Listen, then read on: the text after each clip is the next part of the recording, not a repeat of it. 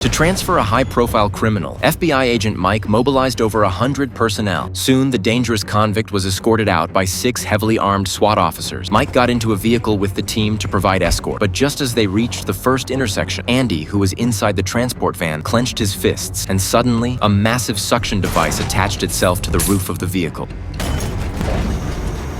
Mike turned around and saw the transport van beginning to lift off the ground. Alarmed, he jumped out immediately. Inside the van, Andy was already overpowering the SWAT guards. On the roof, an accomplice was providing suppressive fire. Within moments, the 2 officers in the driver's cabin were taken out. Police on the ground tried to fight back, but due to the angle, they couldn't see the shooter above. As the van neared the rooftop, Mike ordered his team to head upstairs and block the escape, while also locking down nearby roads. But as they sprinted up the building, the van had already reached the rooftop. The accomplice detached the suction device and placed a bomb on the van's door. With a loud explosion, Andy managed to eliminate the guards, removed his handcuffs, and joined his team. Using steel cables that had been pre-installed, they zipped across to the rooftop of the building across the street. By the time the FBI reached the rooftop, all they found was an empty van. Mike rushed out of the building, scanning the area. Just then, one of his agents spotted someone in a prison jumpsuit, and they gave chase. But there was more than one person in a prison uniform. One of Mike's men tackled someone to the ground, only to realize it wasn't Andy. In fact, several decoys were scattered nearby. Meanwhile, Andy stepped out of an elevator to find an assistant waiting with a fresh set of clothes. Moments later, he walked out dressed like a boss, blending into the city with ease.